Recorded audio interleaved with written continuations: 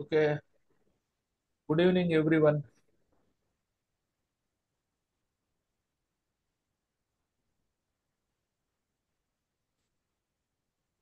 Right.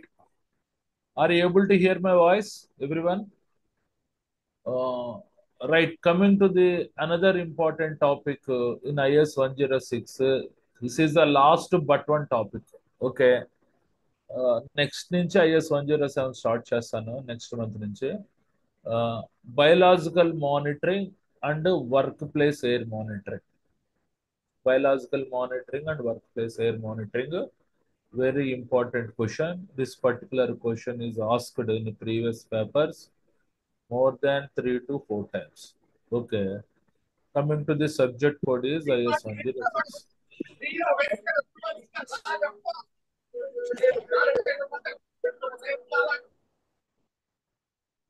Coming to the topic name is biological monitoring or biomonitoring and workplace air monitoring. Okay, coming to the as per examination point of view, the question pattern will come like this way.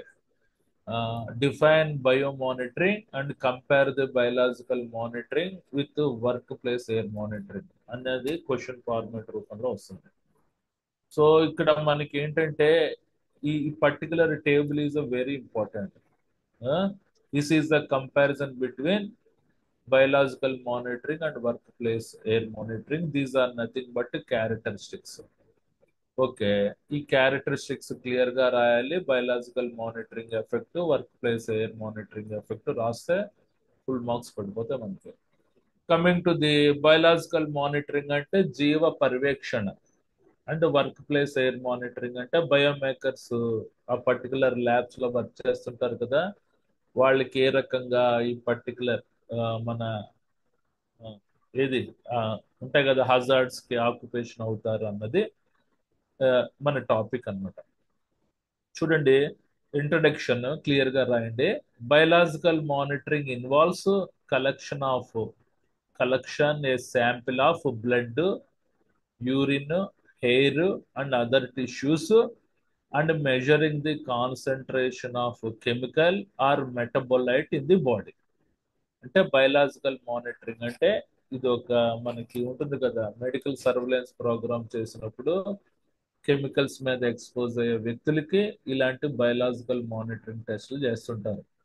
Biological monitoring test లో ఏంటి చేస్తారంటే ఆ particular blood sample తీసుకుంటారు, ఆ particular వ్యక్తి నుంచి urine సేకరిస్తారు, hair and other tissues తీసుకొని measuring the concentration of chemical, ఆ పర్టికులర్ విషపూరితకమైన రసాయనానికి ఎంత మోతాదులో ఎక్స్పోజ్ అయ్యాడు అన్నది కొలవడానికి. Or metabolite in the body. What is the meaning of metabolite అంటే, చూడండి, మెటబొలైట్ అంటే జీవక్రియలో పాల్గొనే పదార్థాన్ని మెటబొలైట్ అని అంటారు. అంటే అది పర్టికులర్ ఆ టాక్సిక్ కెమికల్ కాన్సన్ట్రేషన్ జీవక్రియలో ఎంతవరకు పెరిగిపోయింది అన్నది మెజర్మెంట్ చేయడానికి బయలాజికల్ మానిటరింగ్ అనేది చేస్తారనమాట. ఏ రకంగా ఆ పర్టికులర్ వ్యక్తుల యొక్క blood, urine, hair, other tissues తీసుకొని. Coming to the examples include analysing అంటే కొన్ని బయలాజికల్ మానిటరింగ్ టెక్నిక్స్ ఉంటాయి. కొన్ని ఎగ్జాంపుల్స్ ఏ రకంగా విశ్లేషణ చేస్తారంటే బ్లడ్ లెవెల్స్ చెక్ చేయడానికి. For exposure of lead, lead అనేది టాక్సిక్ సబ్స్టెన్స్. అంటే లెడ్ మెటీరియల్ కి ఎక్స్పోజ్ ఎక్కువగా అవుతుంటే బ్లడ్ లెవెల్స్ చెక్ చేస్తారు. బికాజ్ బ్లడ్ పర్టికులర్ లెడ్ అనేది ఆ బ్లడ్ లెవెల్స్ ని తగ్గించేస్తుంటది. ఆ తర్వాత ఇంకో బయోలాజికల్ మానిటరింగ్ టెక్నిక్ ఏంటి, mandelin acid metabolite for exposure of styrene. Styrene అనేది పాయిజనస్ గ్యాస్. వీటికి ఎక్స్పోజ్ అయిన వాళ్ళకి mandolin acid. What is the meaning of mandolin acid అంటే it is a skin diseases, it is a skin cure disease acid అనమాట. చర్మ సంబంధించిన చికిత్సలు చేయడానికి ఉపయోగపడేదాన్ని దీన్ని మెండోలిన్ యాసిడ్ అని అంటారు. ఇది కూడా మెటబోలైట్ అంటే జీవక్రియలో పాల్గొనే పదార్థము. ఏదైనా స్టేరిన్ గ్యాస్ కి ఎక్స్పోజ్ అయ్యే వాళ్ళకి ఈ రకమైన బయలాజికల్ మానిటరింగ్ చేస్తారు. తర్వాత చాలోనిస్టిఫేస్ అన్నది ఇంకో రకమైన biological monitoring technique. It is a enzyme required for functioning in the nervous system. It is an enzyme required for the functioning in this system is nothing but cholonesterase అని అంటారు. For exposure to pesticide analysis అంటే పురుగుల మందులకి ఎక్కువ expose అయిన వాళ్ళకి ఈ చాలోనిస్టిఫేస్ అనే biological monitoring technique అంటది. ఈ రకంగా చేస్తారు.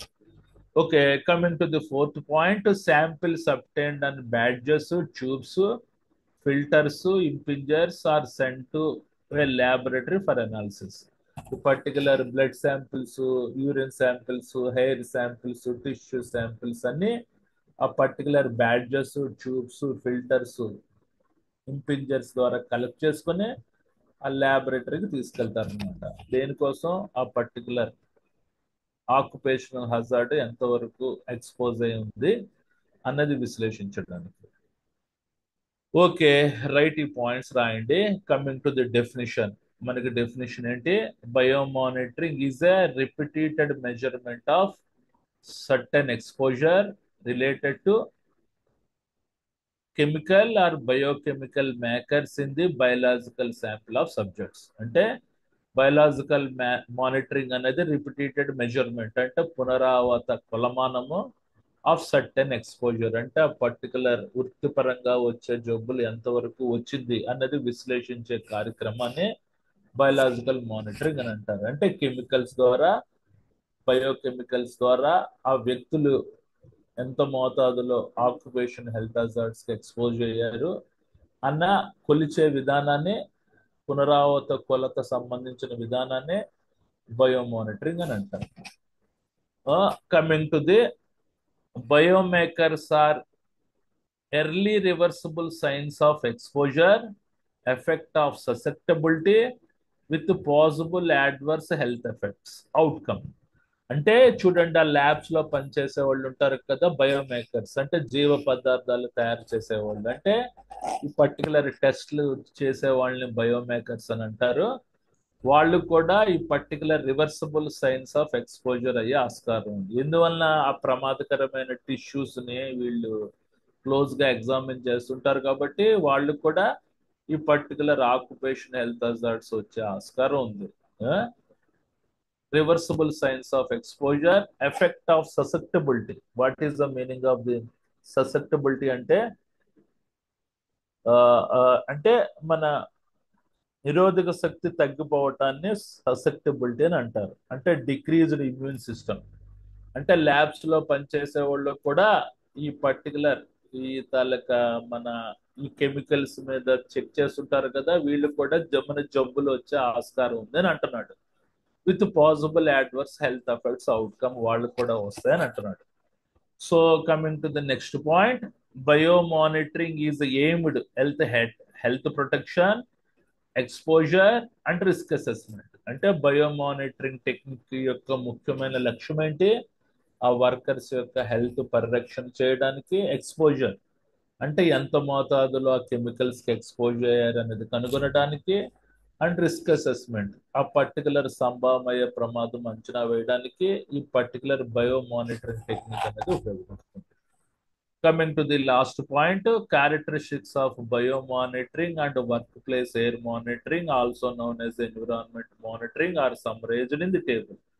అంటే బయోమానిటరింగ్ యొక్క లక్షణాలు, వర్క్ ప్లేస్ ఎయిర్ మానిటరింగ్ యొక్క లక్షణాలు ఈ క్రింద పేర్కొన్న టేబుల్లో సమ్మరైజ్ చేయబడ్డాయి అని అంటున్నాడు. ఏంటి ఇది ఈ టేబుల్?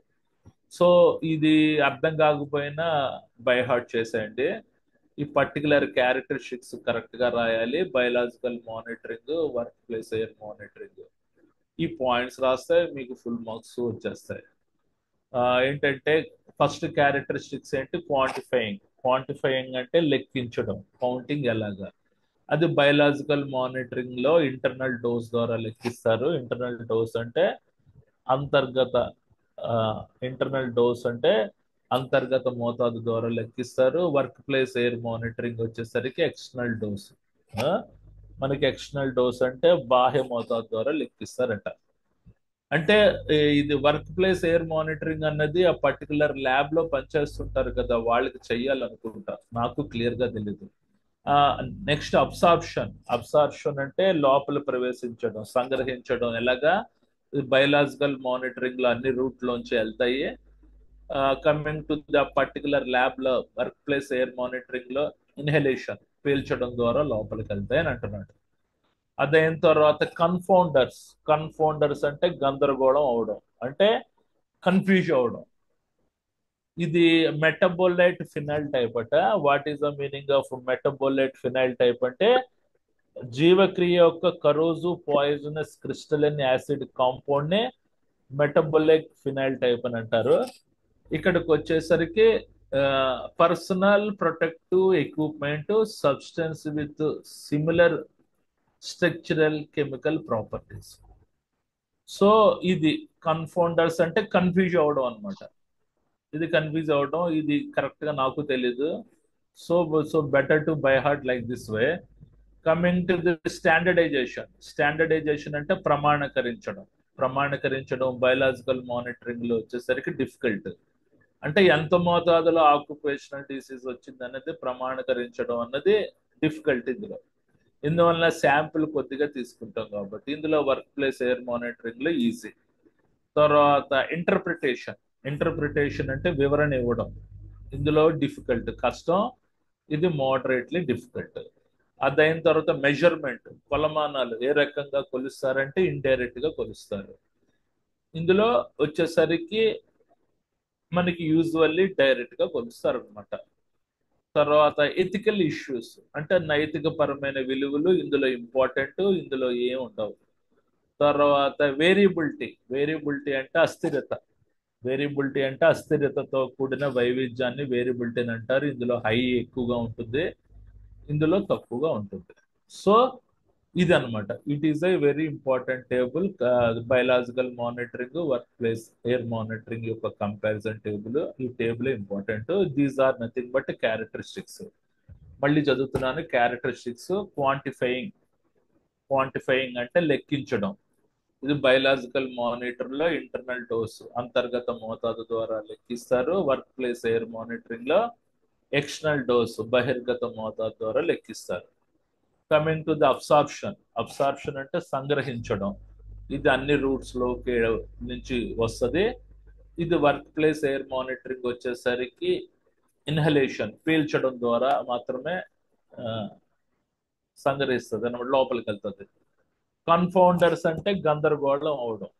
కన్ఫౌండర్స్ అంటే గందరగోళం అవడం అనమాట. కన్ఫ్యూజ్ అవడం ఎక్కువగా. ఇది మెటబోలిక్ ఫినాల్ టైప్ అట.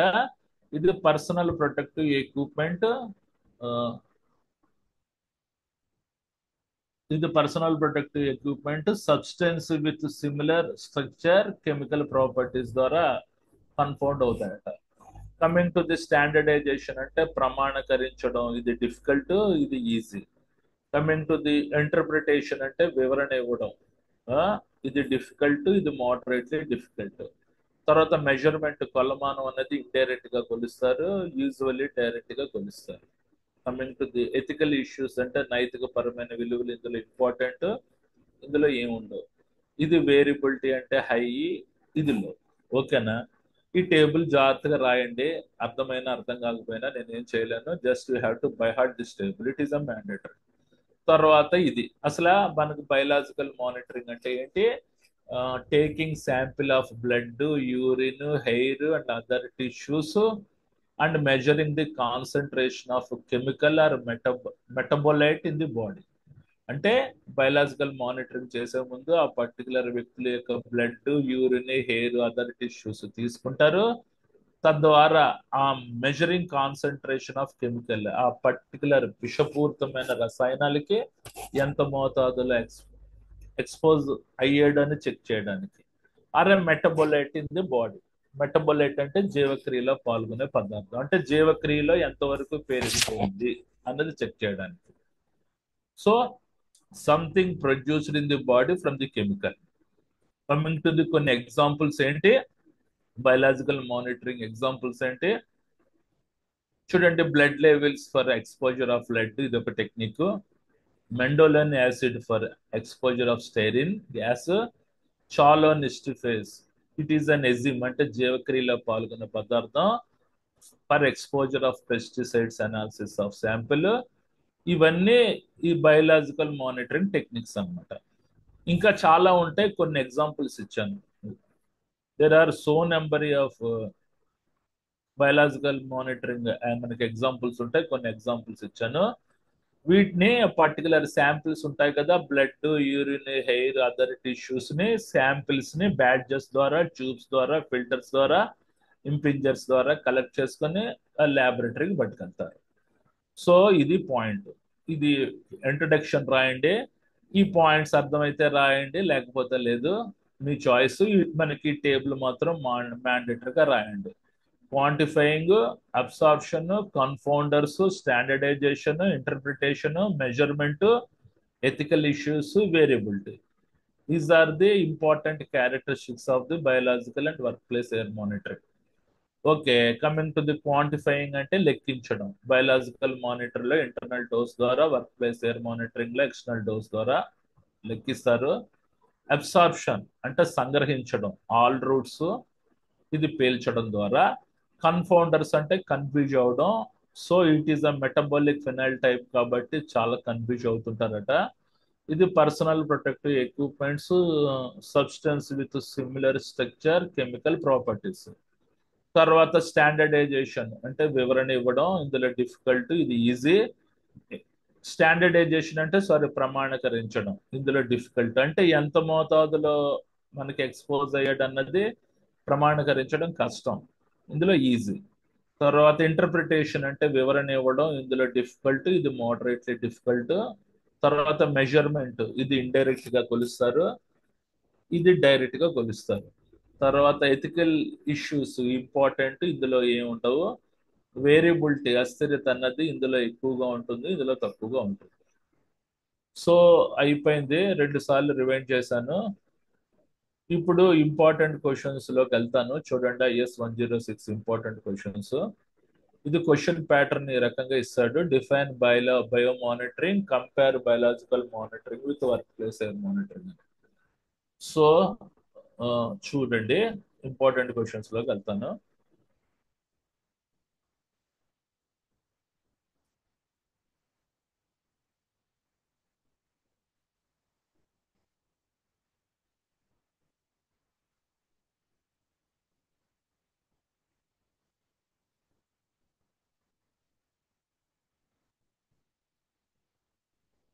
చూడండి, అందరికి స్క్రీన్ షేర్ అయిందా? Screen Yes, share sir. అయింది అందరికి? ఓకే, ఇది Yes, sir. రైట్. దయచేసి అందరు స్క్రీన్ షాట్ తీసుకోండి. ఇది ఎగ్జామ్స్ ముందు 2 నెలల ముందు పంపిస్తాను. కొన్ని క్వశ్చన్స్ ఇందులో మాడిఫై చేస్తాను. అందాక ఇది లాస్ట్ ఇయర్దే చెప్తున్నాను. చూడండి, ఇది IS-106. సబ్జెక్ట్ పేరేంటి? Industrial hygienic and occupation health. మొత్తం ఎన్ని మనకి 10 మార్క్స్ క్వశ్చన్స్ ఇచ్చాను? 18 10 మార్క్స్ క్వశ్చన్స్ ఇచ్చాను. సో మీరు ఈ 18 10 మార్క్స్ క్వశ్చన్స్ చదువుకున్న తర్వాత ఫర్దర్ గా ఇంకేదైనా క్వశ్చన్స్ చదవాలంటే అందులోకి వెళ్ళండి. ఆ? మొత్తం చదివితే మరీ మంచిది. కాకపోతే ఫస్ట్ 18 క్వశ్చన్లు చదివిన తర్వాత వేరే క్వశ్చన్స్ లోకి వెళ్ళండి. ఏంటి first question? Very important 10 marks questions. Define industrial hygienic and explain the process of recognising and controlling hazards. ఇది ఆల్రెడీ ఫస్ట్ టాపిక్ చెప్పాను. Coming to the how are the harmful agents entering into the body, describe brief. అంటే harmful agents బాడీలోకి ఏ రకంగా ప్రవేశిస్తాయి? Through skin contact, through inhalation, through ingestion, through injection. Already చెప్పాను ఆ topic. Next define bio monitoring, compare the biological and work place air monitoring. Okay, ఇవన్నీ page numbers లో ఉన్నాయి. తర్వాత what is the PPE and explain briefly levels of PPE. ఓకేనా? ఇది మన book లో ఉండే ఇన్ఫర్మేషన్ రాసిన, నేను ఇచ్చిన పీపీటీ రాసిన. ఓకే. తర్వాత list out the compensable occupational diseases. Compensable occupational diseases అంటే పరిహారం ఇచ్చే వృత్తిపరమైన రోగాలు. ఆల్రెడీ 23 ఎన్నో చెప్పాను, అవి అవి రాయండి. Next discuss the difference in detail about ఏమండి రాజ్ కుమార్ గారు, ప్లీజ్ మీ ఫోటో ఆఫ్ చేయండి. మీ వీడియో ఆఫ్ చేయండి రాజేష్ కుమార్ గారు.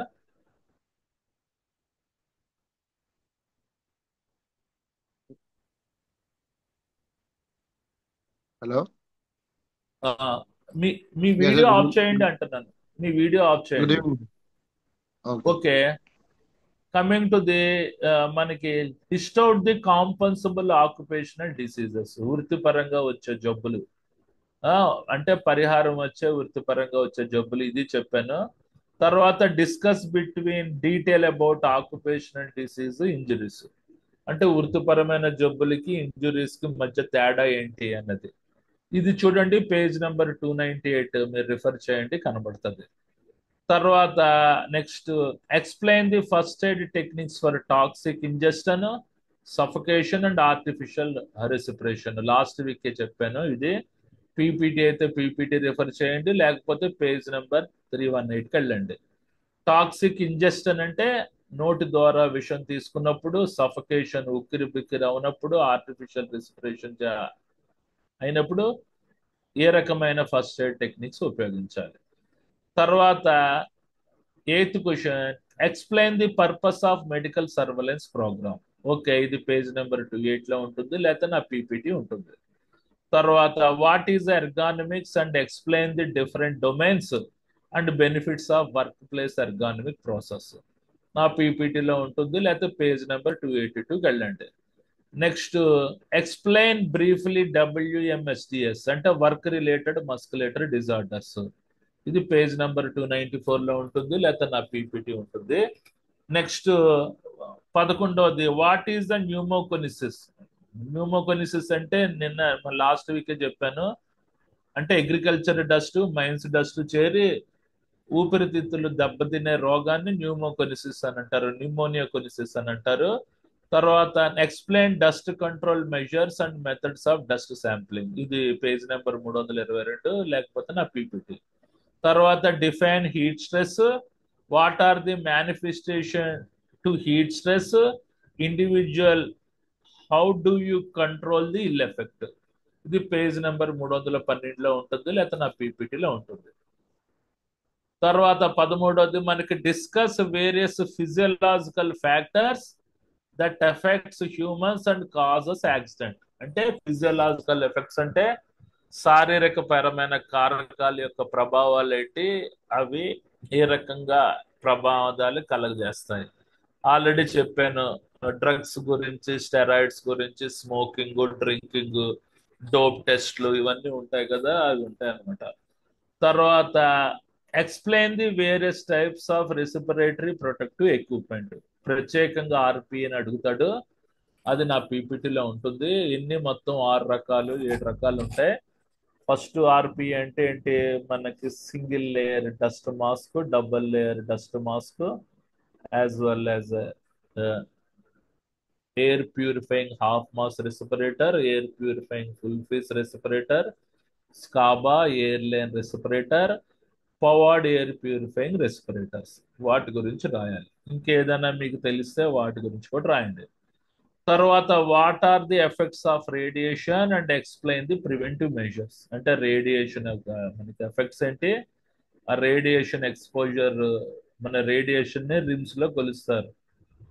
రోజంట్ ఈక్వలెంట్ మ్యాన్, అది 1000 rems, 5000 rems, 50 rems, 200 rems, 100 rems expose అయినప్పుడు బాడీలో ఏ ఏ పార్ట్స్ డ్యామేజ్ అవుతాయి అన్నది క్లియర్ గా ఇచ్చాను. నా పీపీటీ అని ఉంది, ఇది పేజ్ నెంబర్ 308. చూడండి 14వ క్వశ్చన్ ఒక పీపీటీలో మాత్రమే ఉంది, మన టెక్స్ట్ బుక్ లో లేదు. తర్వాత what is the aerobic work capacity and methods for it's determination. ఇది కూడా మన టెక్స్ట్ బుక్ లో లేదు, పీపీటీ ఇచ్చాను. అంటే ఎక్సర్సైజ్ చేయడం వల్ల కలిగే బెనిఫిట్స్.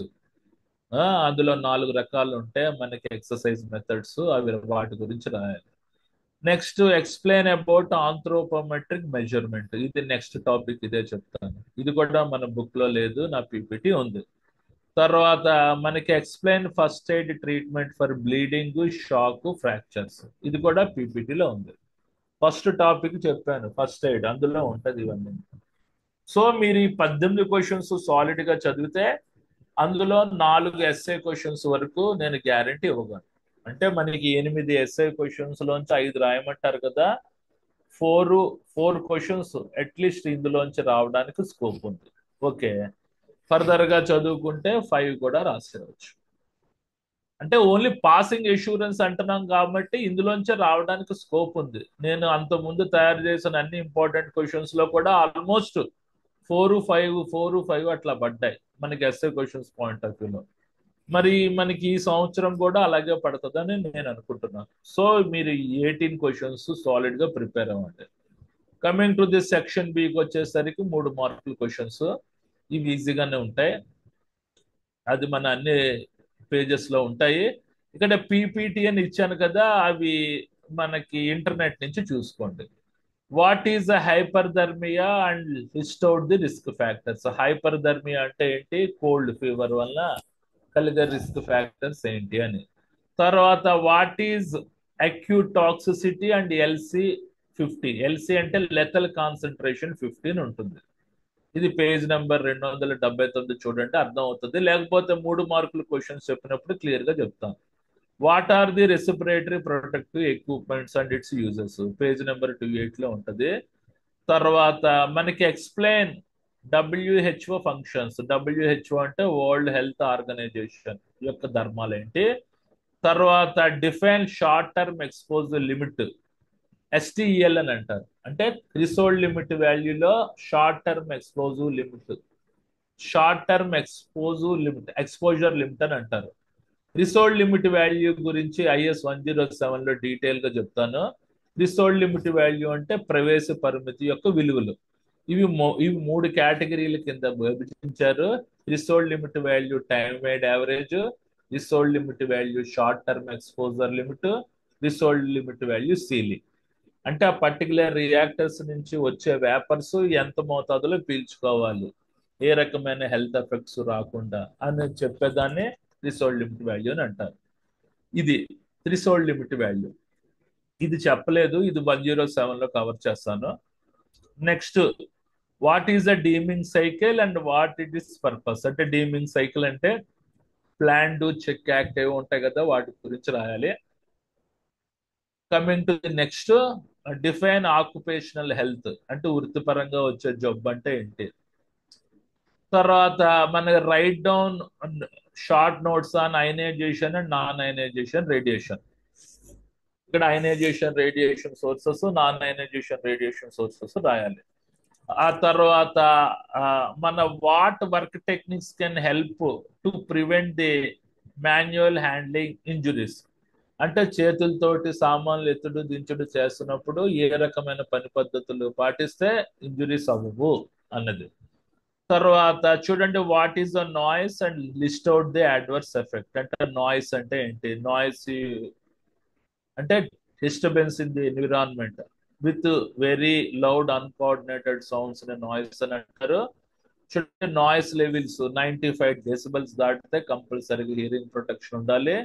90 డెసిబల్స్ వరకు we can hear up to 8 hours. వాటికి సంబంధించిన పాయింట్స్ ఉంటాయి. చూడండి, what are the benefits of CWHS programme.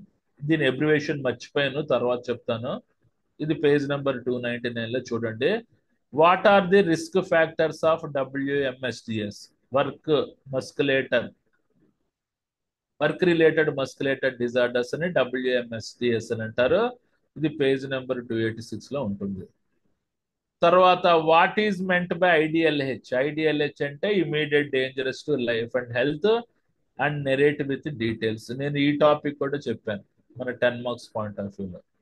తర్వాత define biological monitoring and right it's purpose. Biological monitoring యొక్క డెఫినిషన్, దాని యొక్క ప్రయోజనాలు. తర్వాత right any 3 examples of toxic gases. తమ్ముడు ఎవరైనా చెప్పగలరా టాక్సిక్ గ్యాసెస్ కి కొన్ని ఎగ్జాంపుల్స్. ఆర్సెనిక్ గ్యాస్ ఒకటి, జర్మేట్ గ్యాస్ ఒకటి, తర్వాత హైడ్రోక్లోరిక్ యాసిడ్, ఇవి కొన్ని టాక్సిక్ గ్యాసెస్ కి ఎగ్జాంపుల్స్. లేకపోతే పీపీటీ ఇచ్చాను కదా, పీపీటీలో మనకు ఉండదు కాబట్టి మీరు ఇంటర్నెట్ నుంచి చెక్ చేసుకొని ఆన్సర్లు రాసుకోండి. తర్వాత right A short notes on assessment of work capacity fatigue. అంటే వర్క్ కెపాసిటీ ఫ్యాటిగ్యూ అంటే ఏంటి, ఎంత వర్క్ చేసినప్పుడు ఏ రకంగా అలసిపోతాము, వాటి యొక్క అసెస్మెంట్స్ ఉంటాయి. ఇది నా పీపీటీలో ఉంది. అది 3 మార్కుల క్వశ్చన్ వచ్చినప్పుడు చెప్తాను. అంతవరకు మీరు ఆగలేరు అనుకుంటే బెటర్ టు చెక్ ఇంటర్నెట్. తర్వాత what are the classifications of job hazards, job hazards యొక్క classifications. Next what is the rotometer and what its purpose, ఇది కూడా పీపీటీలో ఉంటుంది. సో ఈ 19 3 మార్కుల క్వశ్చన్స్ చదివితే ఇందులో 5 6 రావడానికి స్కోప్ ఉంటుంది. ఈ 18 ఎస్ఏ క్వశ్చన్స్ చదివితే 4 రావడానికి ఆస్కారం ఉంది. సో మీరు ఇవన్నీ చదివారు అనుకోండి, మీకు అట్లీస్ట్ 80కి 40 టు 50 మార్కులు ఇన్సూరెన్స్ ఇస్తాను. బాగా మన ఫెయిత్ బాగుందంటే 70 మార్క్స్ కూడా రావచ్చు, అది నేను చెప్పలేను, ఇది ఇంపార్టెంట్ క్వశ్చన్స్ కాబట్టి. ఓకే, ఇంకేమైనా డౌట్స్ ఉన్నాయా అడగండి.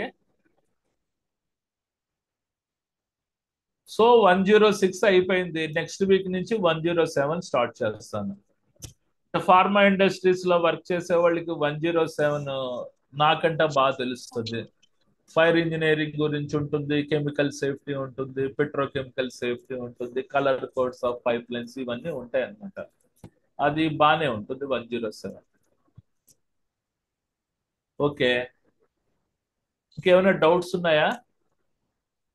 Sir, these PPTs share in group, sir. ఇది ఇంపార్టెంట్ క్వశ్చన్స్ నేను షేర్ చేయనండి, ముందు చెప్పిన టాపిక్ షేర్ చేస్తాను.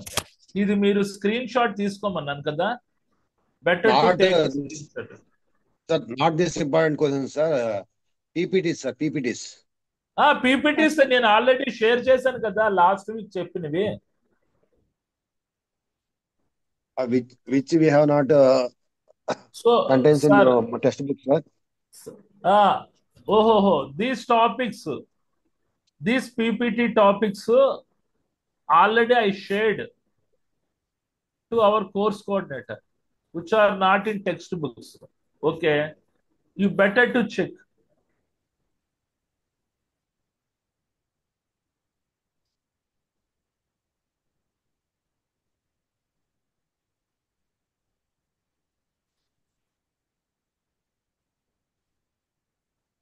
చెప్తాలండి, job safety analysis, it is IS 104 related topic. I will explain later. Okay, right. Sir, request to scroll down, sir. చెప్పండి. Scroll down చేయరా కింద questions కోసం. స్క్రోల్ చేయమంటారా? Okay, thank you. స్క్రోల్ చేస్తున్నా, ఇది కూడా స్క్రీన్ షాట్ తీసుకోండి. ఈ 19 3 మార్క్స్ క్వశ్చన్స్, ఈ 20 ఎస్ఏ క్వశ్చన్స్ ప్రిపేర్ అయితే చాలు నా ఉద్దేశంలో. మిగిలినవి మీరు చదువుకుంటే మంచిది. అంటే టెక్స్ట్ బుక్స్ లో ఇంకా ఫర్దర్ క్వశ్చన్స్ కూడా ఉన్నాయి, అవి చదువుకుంటే మంచిది. లేకపోతే దట్ డజంట్ మ్యాటర్. ఈ ఈ particular questions are enough for IS 106 for getting 50 to 60 marks. మీకు ఈ పీపీటీ అంటే మన బుక్ లో లేని క్వశ్చన్స్ పీపీటీ రూపంలో ఇచ్చని ఆల్రెడీ పంపిస్తున్నాను కదా మీకు. ప్రతి టాపిక్ చెప్పింది నేను పంపిస్తున్నాను. ఇవాళ ఆంథ్రోపోమెట్రిక్ మెజర్మెంట్స్ ఇవాళ పంపిస్తాను. ఓకే, ఇవాళ చెప్పిన పీపీటీ ఇవాళ పంపిస్తాను. మీకు రేపో ఎల్లుండో రావడానికి ఆస్కారం ఉంటుంది ఆ పర్టికులర్ PDF రూపంలో. Okay, right.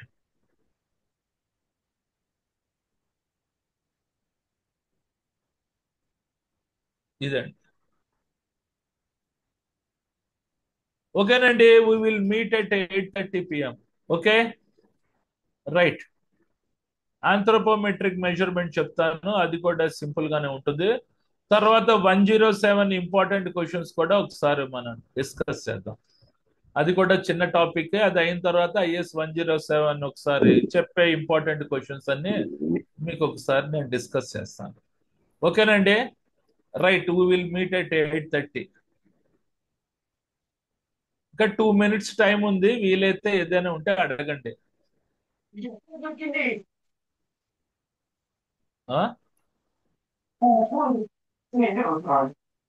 ఓకే.